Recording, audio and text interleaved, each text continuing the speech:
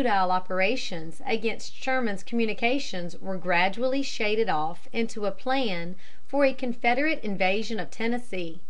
Sherman, on his part, finally matured his judgment that instead of losing 1,000 men a month merely defending the railroad, without other advantage, he would divide his army, send back a portion of it under the command of General Thomas to defend the State of Tennessee against the impending invasion, and, abandoning the whole line of railroad from Chattanooga to Atlanta, and cutting entirely loose from his base of supplies, march with the remainder to the sea. Living upon the country, and "making the interior of Georgia feel the weight of the war," Grant did not immediately fall in with Sherman's suggestion, and Sherman prudently waited until the Confederate plan of invading Tennessee became further developed.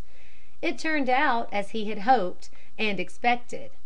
Having gradually ceased his raids upon the railroad, Hood, by the end of October, moved westward to Tuscumbia on the Tennessee River, where he gathered an army of about 35,000, to which a cavalry force under Forrest of 10,000 more was soon added.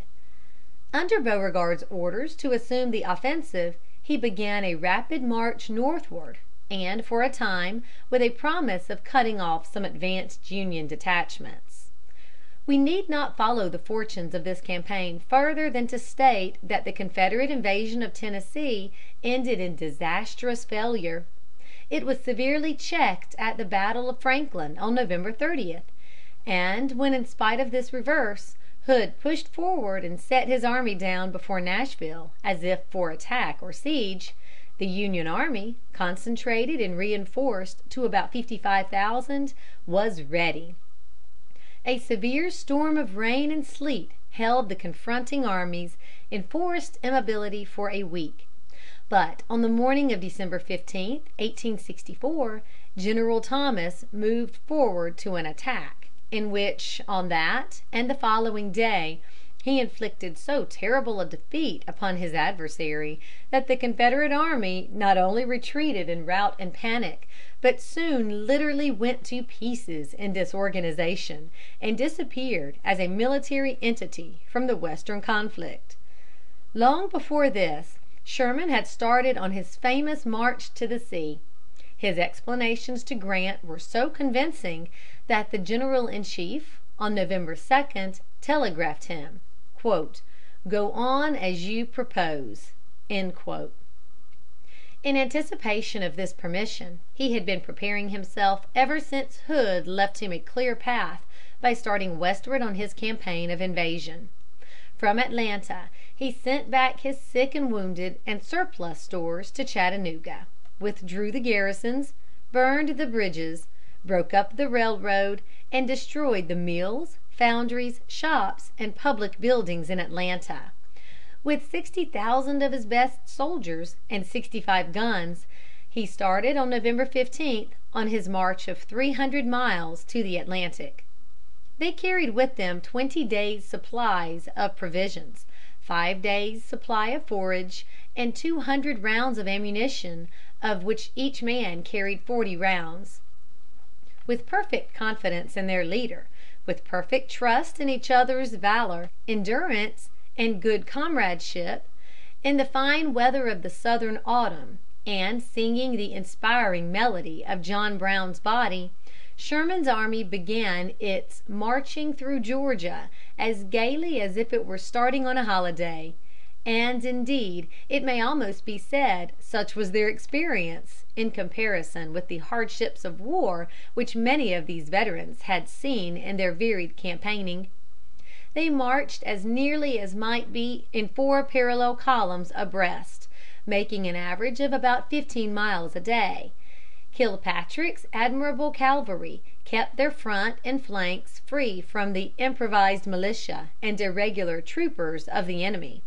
Carefully organized foraging parties brought in their daily supply of miscellaneous provisions, corn, meat, poultry, and sweet potatoes, of which the season had yielded an abundant harvest along their route. the Confederate authorities issued excited proclamations and orders, calling on the people to "fly to arms," and to "assail the invader in front, flank, and rear, by night and by day." But no rising occurred that in any way checked the constant progress of the march. The Southern whites were, of course, silent and sullen, but the negroes received the Yankees with demonstrations of welcome and good will, and in spite of Sherman's efforts, followed in such numbers as to embarrass his progress. As he proceeded, he destroyed the railroads by filling up cuts, burning ties, heating the rails red hot and twisting them around trees and to irreparable spirals. Threatening the principal cities to the right and left, he marched skillfully between and past them. He reached the outer defenses of Savannah on December 10th, easily driving before him about 10,000 of the enemy. On December 13th he stormed Fort McAllister and communicated with the Union fleet through Ossabaw Sound, reporting to Washington that his march had been most agreeable, that he had not lost a wagon on the trip, that he had utterly destroyed over 200 miles of rails, and consumed stores and provisions that were essential to Lee's and Hood's armies. With pardonable exultation, General Sherman telegraphed to President Lincoln on December 22d, "I beg to present to you as a Christmas gift the city of Savannah, with 150 heavy guns and plenty of ammunition. Also about 25,000 bales of cotton."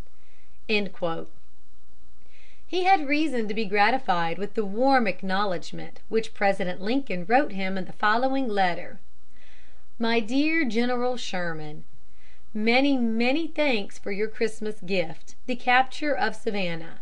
When you were about leaving Atlanta for the Atlantic coast, I was anxious, if not fearful. But feeling that you were the better judge, and remembering that 'nothing risked, nothing gained,' I did not interfere.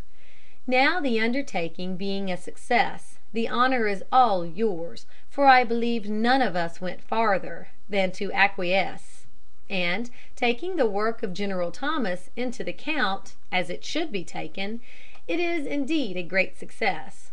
Not only does it afford the obvious and immediate military advantages, but in showing to the world that your army could be divided, putting the stronger part to an important new service, and yet leaving enough to vanquish the old opposing force of the whole, Hood's army, it brings those who sat in darkness to see a great light.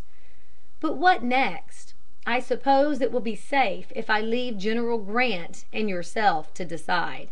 Please make my grateful acknowledgments to your whole army, officers and men." End of letter. It was again General Sherman who planned and decided the next step of the campaign. Grant sent him orders to fortify a strong post, leave his artillery and cavalry, and bring his infantry by the sea to unite with the Army of the Potomac before Petersburg. Greatly to Sherman's satisfaction, this order was soon revoked, and he was informed that Grant wished "the whole matter of your future actions should be left entirely to your own discretion." In Sherman's mind, the next steps to be taken were as clear as daylight. The progress of the war in the West could now be described step by step, and its condition and probable course be estimated with sound judgment. The opening of the Mississippi River in the previous year had cut off from the rebellion the vast resources west of the great river. Sherman's Meriden campaign in February had rendered useless the railroads of the state of Mississippi. The capture of Atlanta and the march to the sea had ruined the railroads of Georgia, cutting off another huge slice of Confederate resources. The battles of Franklin and Nashville had practically annihilated the principal Confederate army in the West. Sherman now proposed to Grant that he would subject the two Carolinas to the same process, by marching his army through the heart of them from Savannah to Raleigh. "The game is then up with Lee," he confidently added, unless he comes out of Richmond, avoids you, and fights me, in which case I should reckon on your being on